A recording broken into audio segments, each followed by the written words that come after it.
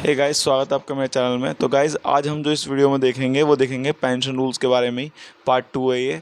तो पार्ट 1 अगर आपने नहीं देखा तो पार्ट 1 आप मेरे चैनल पर जाकर देख सकते हैं। तो गाइस देखिए, counting of period of suspension को कैसे काउंट करते हैं। तो उसके लिए देखिए, डिपेंड करेगा कि सस्पेंशन का जो पीरियड है वो क्वालिफाइंग सर्विस में आता है या नॉन क्वालिफाइंग सर्विस में। ठीक है, अगर इंक्वायरी हुई और उसको माइनर पेनल्टी इशू की गई है तब तो उस केस में जो पीरियड है उसको कैसे ट्रीट करेंगे वो देख लेते हैं एक बार।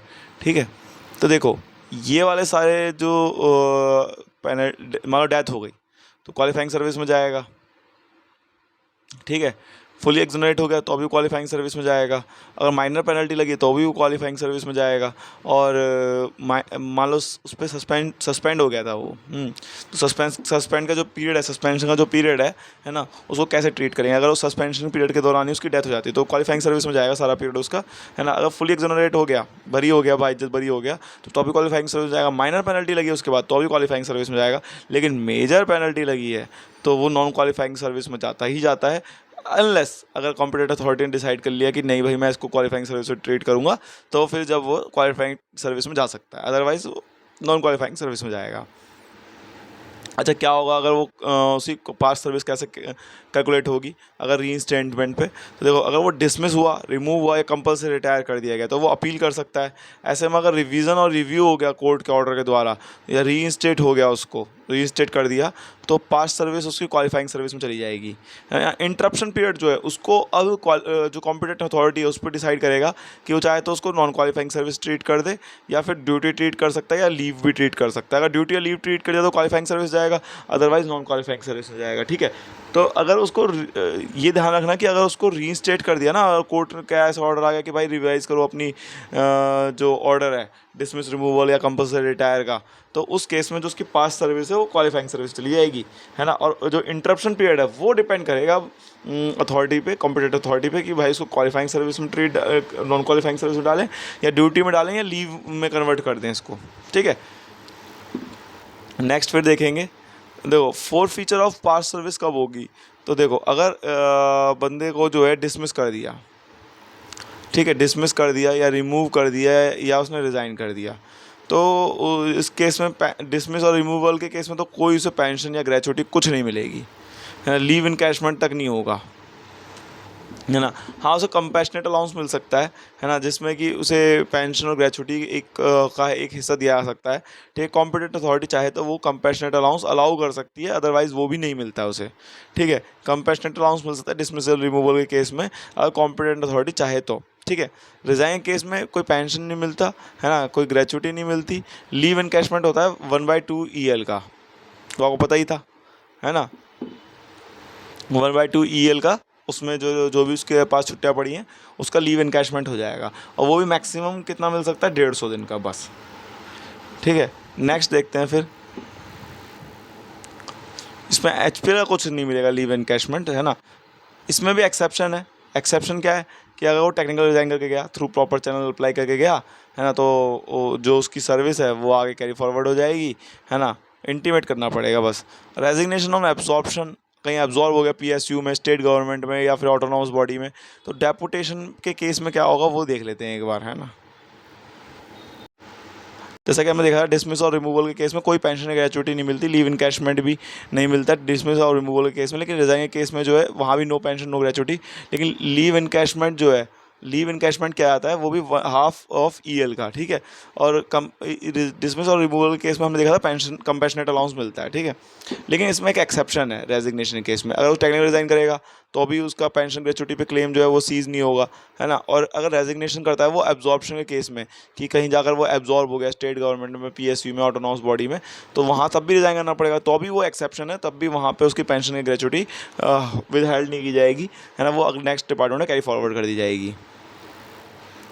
अब जो इंपॉर्टेंट पार्ट है वो देखते हैं। रेजिग्नेशन अगर किसी बंदे ने दिया तो वो कब तक उसको रोक सकता है। तो किसी ने रेजिग्नेशन दिया तो अपॉइंटिंग अथॉरिटी चाहे तो पब्लिक इंटरेस्ट में उसको एक्सेप्ट कर सकती है, इंटरेस्ट कर एक्सेप्ट कर लेगी, लेकिन वो विड्रॉ भी करवा सकती है अगर परमिट करेगा, अपॉइंटिंग अथॉरिटी अगर परमिट करती है तो, है ना। उसके कंडीशन क्या होगी कि उसके ग्राउंड से सर्कमस्टांस चेंज हो गए हों, मटेरियल चेंज हो गया, मानो उसने छुट्टी ली थी और रिज़ाइन कर रहा था वो, कि उसकी मदर जो है वो बीमार रहती थी, लेकिन उसकी मदर ही एक्सपायर हो गई, पैरालाइज थी, एक्सपायर हो गई, तो विद इन 90 डेज़ जो है वो उसको विद इन 90 डेज़ उसको जो है बहाल कर सकता है उसकी पोस्ट पे, उसका जो रेजिग्नेशन है वो विदड्रॉ कर सकता है वो चाहे तो, लेकिन विद इन 90 डेज़ उसे करना पड़ेगा।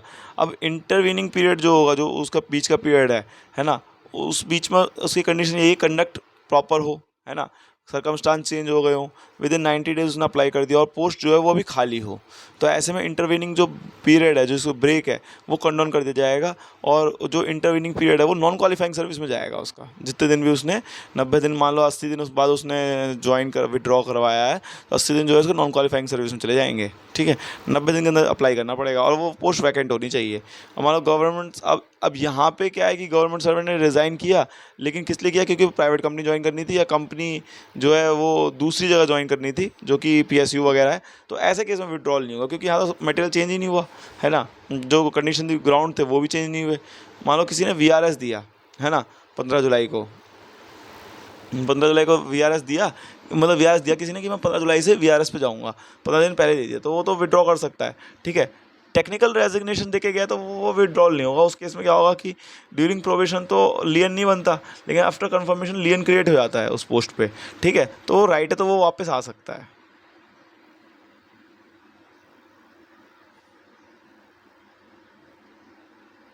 नेक्स्ट है फिर कि जो सर्विस पीरियड है ना, सर्विस पीरियड जो है उसे कैसे, मान लो डेट ऑफ ज्वाइनिंग है और डेट ऑफ रिटायरमेंट है, तो उसके पीछे जो सर्विस पीरियड है, उसका जो इंटरप्शन पीरियड है, उसके बाद पिछली सर्विस फॉरफिट हो जाएगी। लेकिन कब नहीं होगी, एक्सेप्शनल केस में, जब उसने ऑथराइज लीव लगाई हो, जो भी उसकी लीव उस पर उसके पास थी, या ओवर स्टेल ऑफ लीव नहीं किया हो, है ना, ओवर स्टेल ऑफ लीव किया हो, है ना, ट्रांसफ़र कर दिया हो, है ना, ट्रांसफ़र कर जाओ non qualifying service in public interest, तो उस केस में भी वो जो है उसके उसमें नहीं जाएगी, मतलब क्वालिफाइंग सर्विस में ही ट्रीट की जाएगी। ठीक है, फिर ज्वाइनिंग टाइम, ये भी आपका इंटरप्शन पीरियड जो है नॉन क्वालिफाइंग सर्विस में नहीं जाएगा।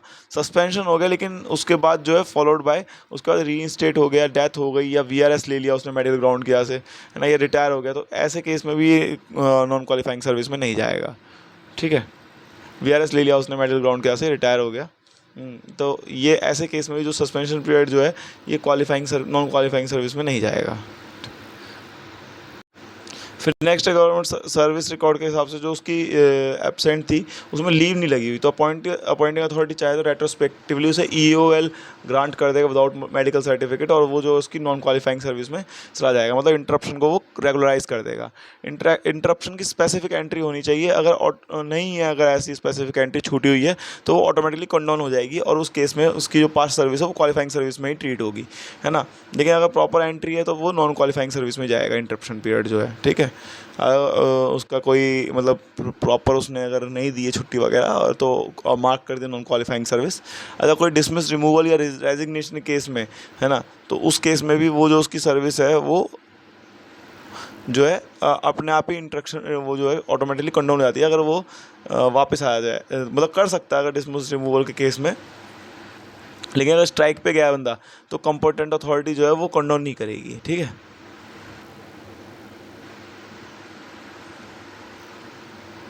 अच्छा, कोई गवर्नमेंट सर्वेंट अगर डेपुटेशन पे गया UN में या फॉरेन सर्विसेज में, फॉरेन ऑर्गेनाइजेशन में, तो उस पीरियड को उसको करवाने के लिए पेंशन कंट्रीब्यूशन पे करना पड़ेगा, जिसके वजह से उसकी सर्विस जो है क्वालिफाइंग सर्विस में जाए। अगर नहीं पे करेगा तो वो नॉन क्वालिफाइंग सर्विस में चली जाएगी। ठीक है, अब एक जो periodic verification of qualifying services है ना, ये इंपॉर्टेंट पार्ट है। तो इसमें क्या है कि हर साल 31 जनवरी को उसको वेरिफिकेशन करना पड़ेगा सर्विस बुक का, है ना, और उसमें क्वालिफाइंग सर्विस उसमें मार्क करना पड़ेगा। ठीक है, वो रिपोर्ट देनी पड़ेगी सेक्शन में। डेट ऑफ ज्वाइनिंग से लेकर डेट ऑफ रिटायरमेंट टाइम जो है ना, इसमें जो भी सर्विस हुई है उस समय के बीच की, तो ये जो पीरियड है सर्विस, डेट ऑफ ज्वाइनिंग से लेकर डेट ऑफ रिटायरमेंट का, तो ये पेंशन और ग्रेचुइटी के लिए जो सर्विस है उसको क्वालिफाइंग सर्विस में ट्रीट किया जाएगा। और जैसे कि अगर EOL विद मेडिकल सर्टिफिकेट है, विद मेडिकल सर्टिफिकेट तो क्वालिफाइंग सर्विस जाएगा, अगर विदाउट मेडिकल सर्टिफिकेट तो नॉन क्वालिफाइंग सर्विस में जाएगा। ठीक है, अब क्या होगा कि उसे हर 18 साल की सर्विस पे जो है कंप्लीट होने पे उसको पीरियोडिक वेरिफिकेशन करना पड़ेगा। और या 5 साल का जब रह रहे रिटायरमेंट के किसी के पहले, तो उसके 5 साल पहले भी एक पीरियोडिक वेरिफिकेशन करना पड़ेगा, जिसमें से जो टोटल सर्विस है उसमें से नॉन क्वालिफाइंग सर्विस को माइनस करके क्वालिफाइंग सर्विस वाला पार्ट निकालना पड़ेगा। और क्वालिफाइंग सर्विस जो है वो उसका एक सर्टिफिकेट देना पड़ेगा हेड ऑफ ऑफिस से, और वो सर्टिफिकेट जो है पीए पेंशन एंड अथॉरिटी के पास जाएगा, और वहाँ से वो ओके होने के बाद वो जो है गवर्नमेंट सर्वेंट को दे दिया जाएगा। ठीक है, फिर लास्ट में जब वेरिफिकेशन होगा तो वो वहीं से वेरिफिकेशन होगा, फाइनल वेरिफिकेशन, फाइनल जो सर्विस बच रही होगी वहाँ से उस सर्विस को ऐड करके वो क्वालिफाइंग सर्विस में चला जाएगा।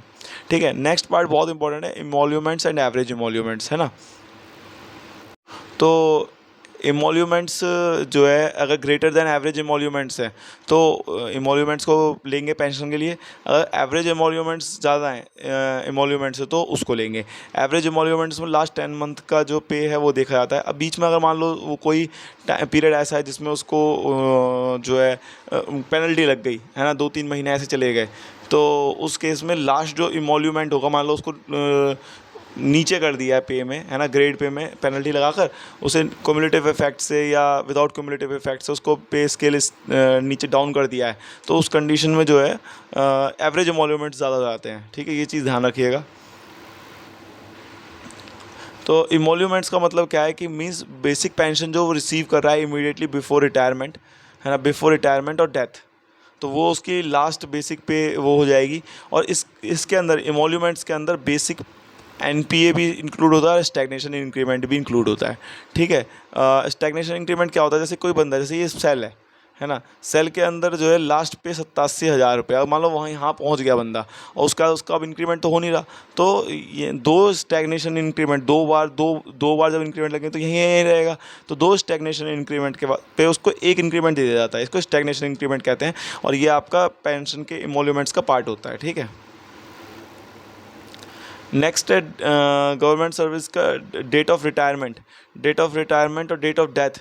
अगर लीव पे तो लीव का पार्ट माना जाएगा, अगर वो ईओएल और मेडिकल सर्टिफिकेट है उसका पार्ट माना जाएगा, अगर सस्पेंशन में है तो इन कंडीशन में वो क्वालिफाइंग सर्विस में रहेगा। अगर लीव पे छुट्टी पर है, या फिर वो विदाउट ईओएल और मेडिकल सर्टिफिकेट है, या सस्पेंशन में चल रहा है लेकिन रीइंस्टेट कर दिया है ना, या सस्पेंशन में चल रहा है उसकी डेथ हो गई, माइनर पेनल्टी दी गई और एक्सोनरेट कर दिया, बरी कर दिया, तो ऐसे में भी उसको क्वालिफाइंग सर्विस ट्रीट किया जाएगा। ठीक है, फिर नेक्स्ट है इमोल्यूमेंट। क्या है इमोल्यूमेंट्स, तो आपको पता ही है कि लास्ट बेसिक पे तब उस केस में आ जाता है कि अगर वो छुट्टी पे है तो वही इमोल्यूमेंट होंगे जो वो ड्रॉ कर रहा होता। अगर वो छुट्टी पे ना होता, अगर वो सस्पेंशन पे ना होता, तो वो सब उसके वही उसको इमोल्यूमेंट कंसिडर किया जाता है। कंडीशन क्या है कि कई बार क्या होता है कि ऐसी चीज़ें हो जाती हैं कि मतलब कोई भी इंक्रीज़ हो रहा है पे में लेकिन वो ड्रॉ नहीं कर पा रहा है, तो वो इमोल्यूमेंट का पार्ट नहीं माना जाएगा। लेकिन एक्सेप्शन है एनुअल इंक्रीमेंट। ठीक है, और नोशनल इंक्रीज इन पे। तो इसमें क्या करेंगे कि एनुअल इंक्रीमेंट, जैसे मान लो एनुअल इंक्रीमेंट की कंडीशन क्या है कि बंदे को ज्वाइन करना है, मान लो उसकी जुलाई में रिटायरमेंट है ना, और उस जुलाई में उसका इंक्रीमेंट लगना है, लेकिन इंक्रीमेंट तब लगेगा जब वो ड्यूटी पे आएगा 1 जुलाई को, क्योंकि प्रेजेंट होना जरूरी है जिस दिन इंक्रीमेंट लग रहा है। लेकिन 1 जुलाई को तो वो आया ही नहीं, वो मान लो 15 जुलाई को आया, तो उसका इंक्रीमेंट तो काफ़ी डिले हो गया, है ना। या फिर वो रिटायर मतलब आया ही नहीं, है ना, मतलब उसने जो है पूरे महीने छुट्टी पर रहा, तो ऐसे में क्या मानेंगे कि हम उसको नोशनल इंक्रीज इन पे करके उसको मान लेंगे कि उस दिन उसको वो पे मिल गया, इंक्रीमेंट मिल गया, तो ऐसे में उसको भी नोशनल इंक्रीज इन पे कर देंगे और एनुअल इंक्रीमेंट की जगह। ठीक है, इसमें यही बताया है कि मान लो उसकी रिटायरमेंट 31 जुलाई को है ना, इंक्रीमेंट उसका 1 जुलाई को लग रहा था, बेनिफिट ज्वाइन करने पे मिलता है, सैलरी उसकी 50,000 है लेकिन इंक्रीमेंट लग के 55,000 होनी थी, तो उसकी जो बेसिक पे बन रही होगी तो 50,000 ही बन रही होगी, क्योंकि इंक्रीमेंट लगा ही नहीं, है ना। और वो लीव पे था 1 जून से लेकर 31 जुलाई, ज्वाइन ही नहीं किया, तो नोशनल इंक्रीज इन पे दे देंगे उसे और पे फिक्स कर देंगे 1 जुलाई को, है ना। नोशनल इंक्रीज मान के उसको बेसिक पे जो है 55,000 ही बना देंगे। अब कोई NFG वाले होते हैं, NFG नॉन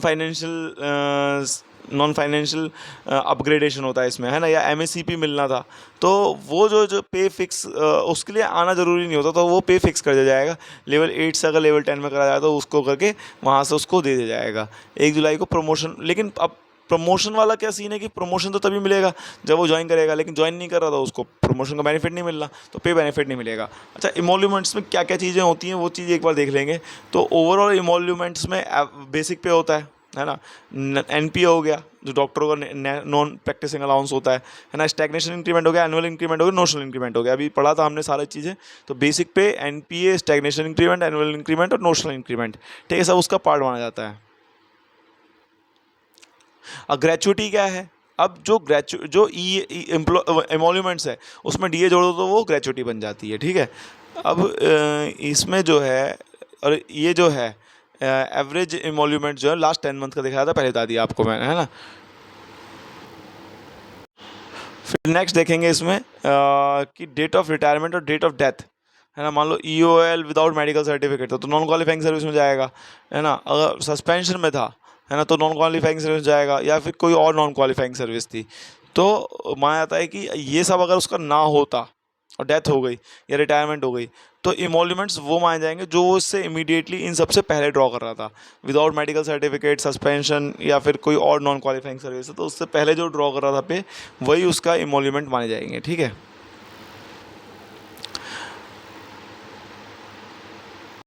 अब गवर्नमेंट सर्वेंट की रिटायरमेंट हो गई, डेथ हो गई, तो ऐसे केस में जो प्रमोशन है वो हायर पोस्ट पे मान लो उसने ले लिया तो अपॉइंटमेंट उसका ज्वाइन करने पे इंक्रीज़ हो जाएगा, है ना। और मान लो लीव पे प्रोसीड कर गया, छुट्टी पे चला गया, तो उसको कोई प्रमोशन का बेनिफिट तो मिलना नहीं है ना। क्योंकि प्रमोशन का बेनिफिट तो तभी मिलेगा मान लो उसको प्रमोशन मिल भी गया, प्रमोशन हो गया उसका, तो इमोल्यूमेंट्स उसके बढ़ जाएंगे। तो इसलिए इसके लिए क्या किया जाएगा, कॉम्पिटेंट अथॉरिटी देखेगी कि कहीं ऐसा तो नहीं वो छुट्टी पे चला गया और उसने प्रमोशन लेके ज्वाइन ही नहीं कर रहा है, कंटिन्यू नहीं कर रहा, लीव पे रह रहा है, तो ऐसे केस में उसका प्रमोशन जो है वो खारिज कर दिया जाएगा, माइनस कर दिया जाएगा, और वापस उसको उसकी पोस्ट के ही बेनिफिट्स नहीं मतलब दिए जाएंगे जो पुरानी पोस्ट पर वो ले रहा था, ठीक है। नेक्स्ट पार्ट, फिर नेक्स्ट है गवर्नमेंट सर्वेंट डेपुटेशन के केस में क्या होगा।